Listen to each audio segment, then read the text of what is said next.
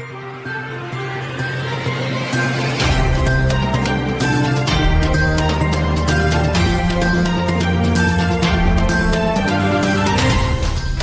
اللہ الرحمن الرحیم۔ Radio Tehran سے عالمی خبرنامے کے ساتھ ہاشم علی۔ پہلے خاص خبروں کی سرخیاں۔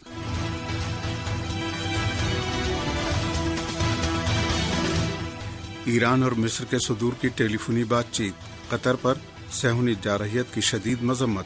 اسلامی دنیا سے صہیونی پالیسیوں کے مقابلے میں متحدہ اور واضح موقف اپنانے کی اپیل۔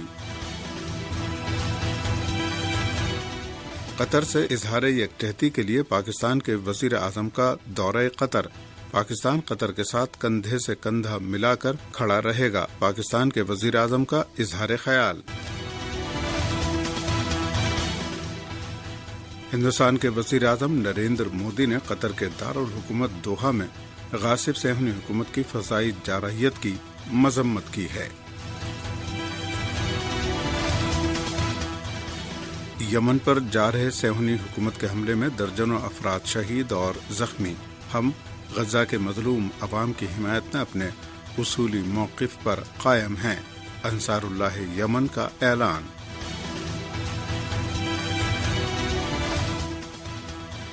اور ہم تنظیم کو غیر مسلح کرنے کے حکومتی فیصلے کے سامنے جھکنے والے نہیں ہیں، حزب اللہ لبنان کے سربراہ کا دو ٹوک اعلان۔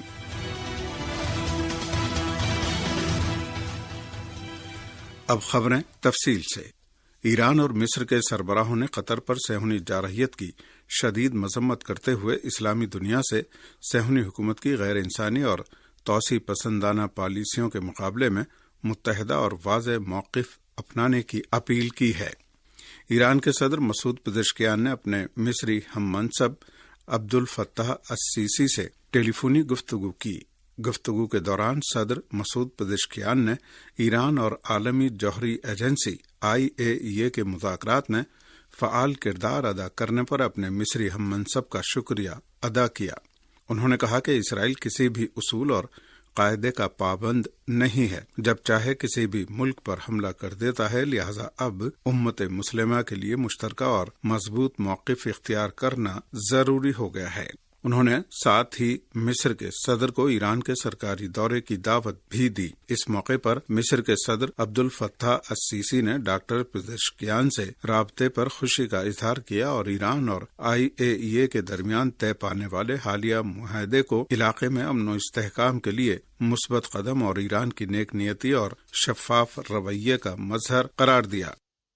ایران کے چیف آف آرمی اسٹاف نے دوحہ پر صہیونی جارحیت پر رد عمل ظاہر کرتے ہوئے قطر کو اپنی مسلح افواج کی مکمل حمایت کا یقین دلایا ہے۔ ایران کے chief of army staff major general Seyed Abdolrahim Mousavi نے قطر کے نائب وزیر اعظم اور وزیر مملکت برائے دفاعی امور سعود بن عبدالرحمان آل ثانی سے ٹیلی فونی گفتگو میں کہا کہ دوحہ پر حالیہ صہیونی جارحیت امریکہ سے ہم آہنگی کے بغیر انجام نہیں پائی ہے۔ ایران کے چیف آف آرمی اسٹاف نے کہا کہ قطر کی حکومت، عوام اور مسلح افواج یہ جان لیں کہ اسلامی جمہوریہ ایران اور اس کی مسلح افواج آخر تک ان کے شانہ بشانہ کھڑے رہیں گے۔ اس گفتگو کے آغاز میں میجر جنرل موسوی نے قطر پر صہیونی حکومت کے حملے کو مجرمانہ فعل قرار دیا اور کہا کہ اسلامی جمہوریہ ایران کے حکام کے نقطۂ نظر سے یہ واقعہ انتہائی قابل مذمت ہے۔ پاکستان کے وزیر اعظم محمد شہباز شریف نے دوحہ پر حالیہ اسرائیلی حملے کے تناظر میں قطر کی قیادت اور عوام سے اظہار یکجہتی کے لیے قطر کا ایک روزہ سرکاری دورہ کیا اور کہا کہ پاکستان قطر کے ساتھ کندھے سے کندھا ملا کر کھڑا رہے گا۔ پاکستان کے وزیر اعظم شہباز شریف نے دوحہ پر بلا جواز اسرائیلی جارحیت کی مذمت کی اور قطری امیر اور عوام سے یکجہتی کا اظہار کیا۔ اعلامیہ کے مطابق وزیر اعظم شہباز شریف نے امیر قطر سے ملاقات میں پاکستان اور قطر کے دیرینہ تاریخی تعلقات کا ذکر کرتے ہوئے کہا کہ پاکستان نے قطر کا ہمیشہ ہر مشکل وقت میں ساتھ دیا اور دیتا رہے گا۔ ملاقات میں اسرائیل کے خطے کے مختلف ممالک پر بلا جواز حملوں پر بات ہوئی اور پاکستانی وزیر اعظم کی امیر قطر سے ملاقات میں خطے میں امن کے قیام کے لیے مشاورت بھی کی گئی۔ واضح رہے کہ 9 ستمبر کو اسرائیل نے قطر میں فضائی حملہ کیا تھا، جس میں اس نے حماس کے سینئر رہنماؤں کو نشانہ بنانے کا دعویٰ کیا تھا۔ تاہم حملے میں حماس کے رہنما خلیل الحیہ محفوظ رہے تھے، لیکن ان کے بیٹے اور معاون سمیت 6 افراد شہید ہو گئے تھے۔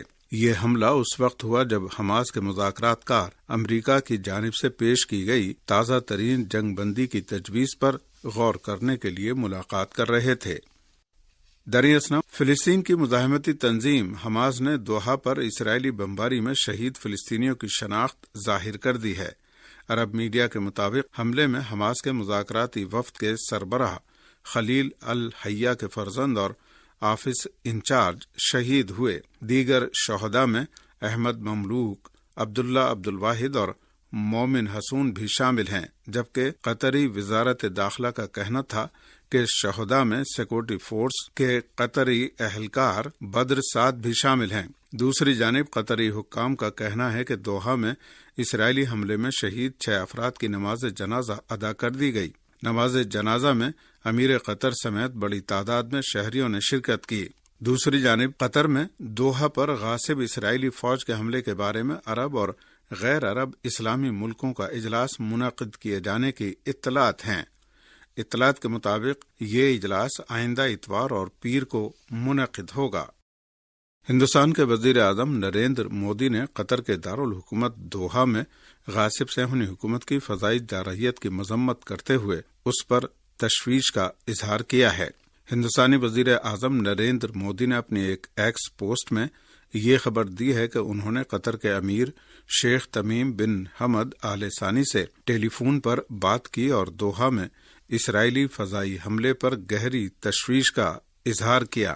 ہندوستانی وزیر اعظم نے اسرائیل کا کوئی ذکر کیے بغیر اس کے حملے کی مذمت کی اور لکھا کہ ہندوستان ہمیشہ قطر کی خود مختاری کا احترام کرتا ہے۔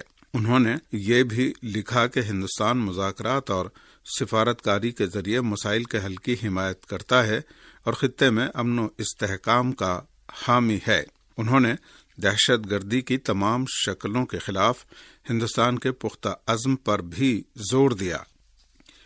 یہ خبریں آپ ریڈیو تہران اسلامی جمہوریہ ایران سے سن رہے ہیں۔ یمن پر جارح صہیونی حکومت کے حملے کے بعد، جس میں درجنوں افراد شہید اور زخمی ہو گئے، یمن نے بھی جوابی کارروائی کی ہے۔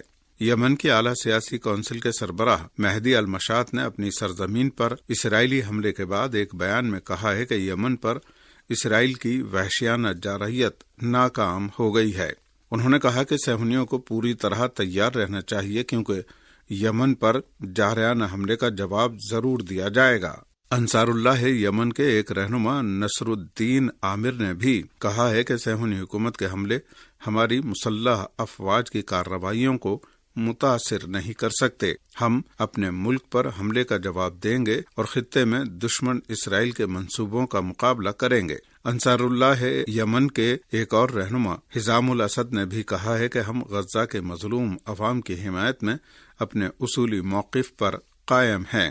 ادھر یمن کی مسلح افواج نے اعلان کیا ہے کہ اس کے میزائل یونٹ نے ایک ہائپر سونک بیلسٹک میزائل فلسطین 2 کے ذریعے مقبوضہ بیت المقدس کے اطراف میں حساس اہداف کو نشانہ بنایا ہے۔ یمنی فوج کے ترجمان میجر جنرل یحییٰ سری نے کہا ہے کہ یہ کارروائی مکمل کامیابی سے انجام پائی، جس کے نتیجے میں صہیونی پناہ گاہوں کی طرف دوڑنے پر مجبور ہو گئے۔ حزب اللہ لبنان کے سربراہ نے 2 ٹوک لفظوں میں اس عزم کا اعادہ کیا ہے کہ ہم حکومتی فیصلے کے سامنے جھکنے والے نہیں ہیں۔ حزب اللہ کے سربراہ شیخ نعیم قاسم نے مرسل اعظم صلی اللہ علیہ وآلہ وسلم اور آپ کے فرزند حضرت امام جعفر صادق علیہ السلام کے یوم ولادت کے موقع پر خطاب میں فلسطین کے مسئلے کو امت مسلمہ کے اتحاد کی سب سے بڑی دلیل قرار دیا۔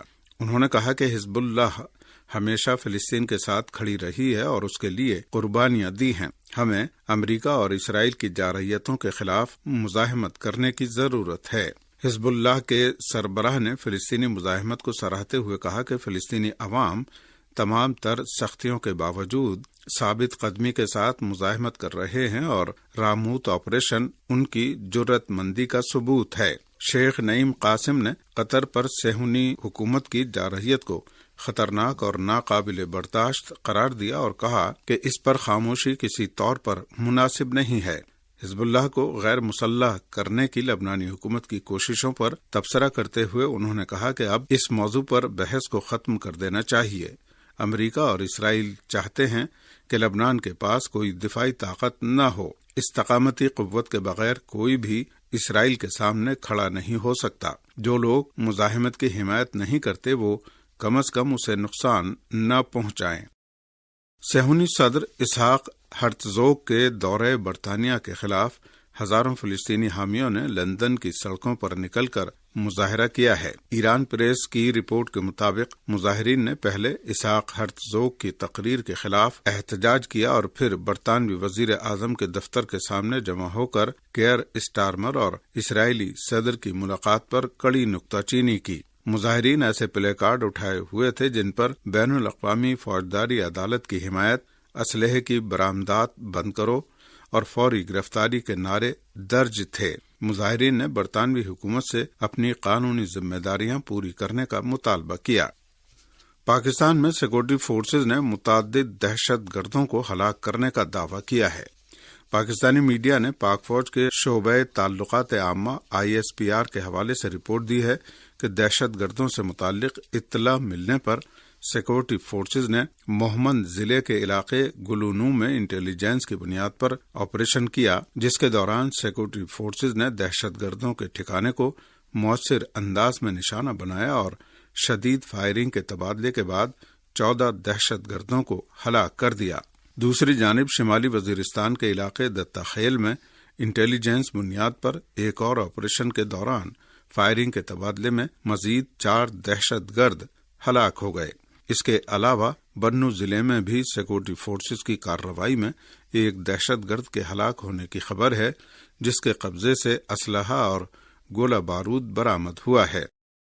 نیپال میں حکومت کی کمان سنبھالنے کے مسئلے پر فوج کی ثالثی میں صدر رام چندر پوڈیل اور جین زی تحریک کے نمائندوں کے درمیان جمعرات کو مشاورت ہوئی۔ نیپالی میڈیا کے مطابق ملک میں عبوری حکومت کے قیام کے مسئلے پر نیپالی فوج کی مدد سے جین زی تحریک کے کارکنوں اور رام چندر پوڈیل کے درمیان تبادلہ خیال ہوا۔ اس گفتگو میں سابق چیف جسٹس سشیلا کارکی کو عبوری حکومت کی سربراہ مقرر کرنے پر بھی بات چیت ہوئی۔